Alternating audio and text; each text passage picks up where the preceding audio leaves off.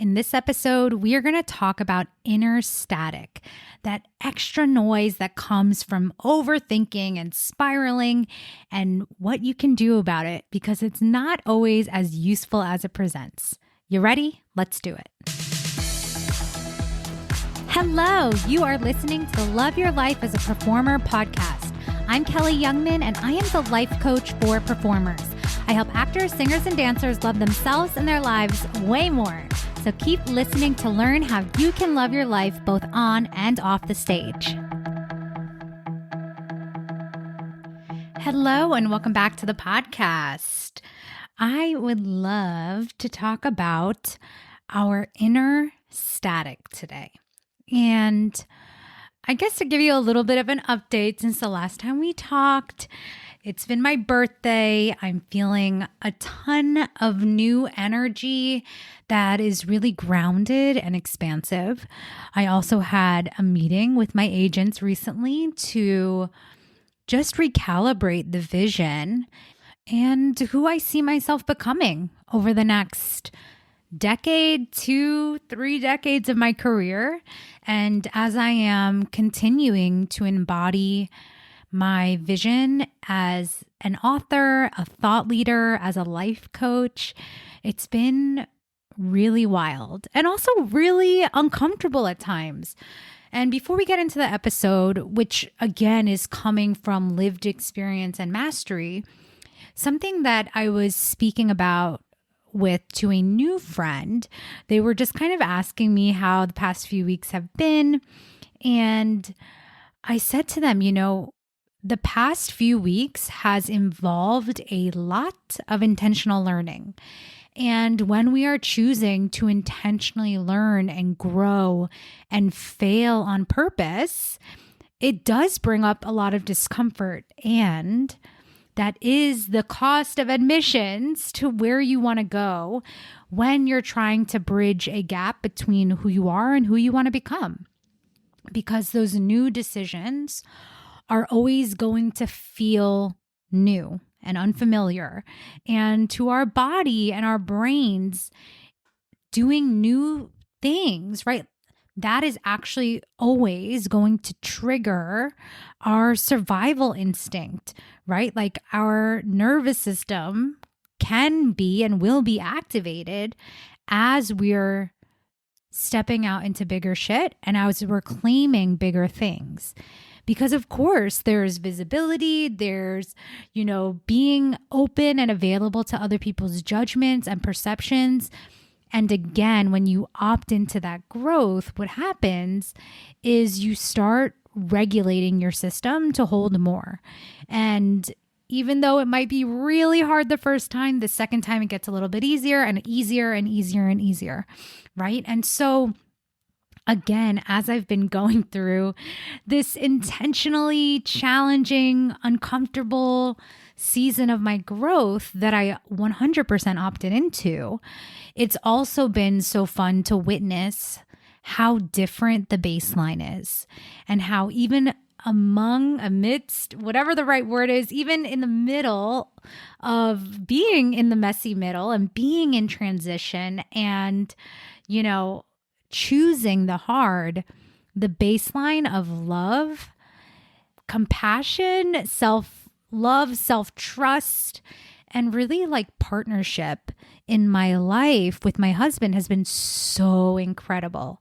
And if you had asked me years ago if it would have been possible to be so happy as a baseline and so in love and so supported as you are going through just, again, uncomfortable change and growth and trying new things and failing, I don't know that I would have believed you or I would have even thought that it would be possible.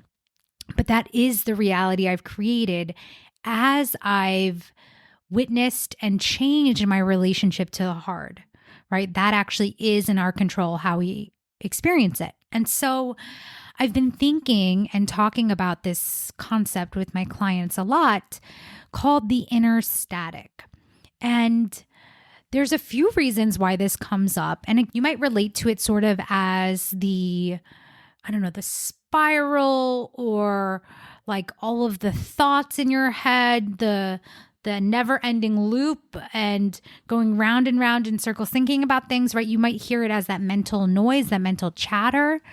And I wanted to give it this name of the inner static because I want to remind myself and everyone that we are energetic beings, right? We are spiritual beings. We are energetic beings. And the same way the whole universe came from star stuff, so did we.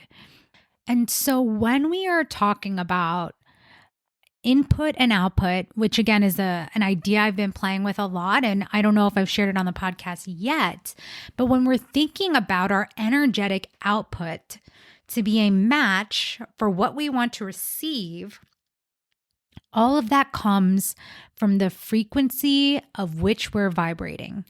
And if you put someone's hand or skin or like looked at our skin underneath a microscope, right? Like that sounded so weird. But like if you actually looked at our DNA, right? It's matter, it's energy, it's more space than matter. And so, yeah, the frequency of the energy we're putting out is important, and it does have to align to what we want to receive in order to receive it. So I'm sure I have said this on the podcast, and again, I'll just say it again, is that the same way we have to be on a certain radio station to hear a certain radio station, that's the frequency, right? That's setting the dial. The same way we have to pick up a phone and dial someone's phone number, we have to have the right output to get and connect with who we're trying to get on the other end, right? So the same is true with our energy. And so when we have all this additional noise in our mind, inner static, I want you to think about that we're actually jamming up the frequency. Like it's not just, oh, this is in my head and it's exhausting and it's having a negative impact on my energy. It's also then the impact it has on my energy is changing the frequency that goes out, right? So the thing is, when we are in what we perceive as a problem, right? What our brain perceives as a problem of maybe not knowing exactly how something is going to work out, or maybe your finances aren't where you thought they would be, or maybe someone else gets engaged and you're like, what the fuck? Everyone is getting coupled up and I'm not. Like, I'm still single, right? Whatever it is in your life that you're navigating, right? That you're trying to figure out, our brains love to go into hyperdrive and we'll think about it and think about it and think about it. And again, maybe it's a conversation you had and someone just rubbed you the wrong way and you just keep playing it on your head over and over and over and over again, right? The thing with that is that when our brains perceive a problem, our brains also want to create a solution. So it goes into this loop because thinking about it feels productive. Like it feels like we're doing something to solve it. And it feels like the more we think about it, the more clarity we'll get, the faster we'll get to an answer, the better we'll feel. And we kind of try to think our way out of the frequency. And so again, this isn't necessarily good, bad, right, or wrong, but I really found myself doing this very thing as I was coming up against different challenges. And to the point where I'm sure you've had this experience too, where you like wake up in the middle of the night because your brain is just so activated and still trying to solve. Now, I'm sure we also all can agree on that when we're overthinking, when we're like obsessing or trying to solve in our mind something that has not yet happened, right? Whether we're thinking about something in the future or we're ruminating on something in the past, we're spinning out in our brains. When that is happening, even though it feels productive, all it is doing is creating extra noise. And in our thoughts, nothing is actually solved. I'm going to say that again. In our thoughts, nothing is actually solved. And this might feel counterintuitive because I will also say that thoughts create things. However, when we're in a loop and we're just going like round and round in a circle and we're just not getting off the bus, not getting off the merry-go-round, right? What's happening is we're ruminating on the problem. We're thinking about the problem, we're thinking about the problem, we're thinking about the problem. And as much as our brain wants to be tuned to the solution, when we are worried or anxious or frustrated or confused, we're not in the space to actually access the answer from source. Because again, remember that our outgoing energy has to match the input we're trying to receive. We have to be on the same station. And energetically speaking, if we're in the doubt, fear, worry, etc., we're just not vibrating on that same plane. And so what do we do about it? In order to literally stop the inner static, we have to be willing to change the channel and go a little bit cold turkey. Now, I'm not saying if you have an emotion in your body that you shouldn't process it 100%. Slow down, process it, as in be with it, witness it, allow it. And at some point, you have to decide to shut it down. We just have to make the active decision to shut it down because our brain will not stop. So you want to be exploring what are some great ways to interrupt my brain, right? Maybe that's going on a walk. Maybe that's listening to a different song. Maybe it's choosing a different topic, like actively going and reading something that will inspire you. It's literally anything. And honestly, the most helpful thing for me is usually meditating and like slowing down to plug back into expanded consciousness so that the inner static is no longer loud. And just by turning down the volume of the inner static, by literally giving yourself permission to see it, to see the spiral, to say, hello, brain, I love you. I hear what you're saying. And like, we're not going to have this conversation again right now. I hear you and I'm putting you down, right?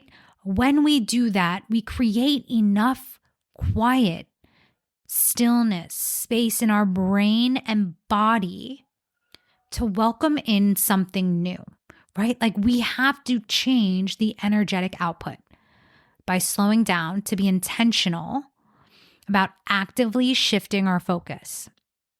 Now, the other thing that came up when I was introducing this idea to my clients is that we also want to be thinking about, like, what if that voice is not as nasty as we think it is, right? Like one of my clients is saying, like, something came up and their brain just kept saying, this is stupid. It's not going to happen. Like, who do you think you are? And I feel like if you're dramatic, like me and my clients, it could be so easy to make that person like really nasty, like really, really nasty.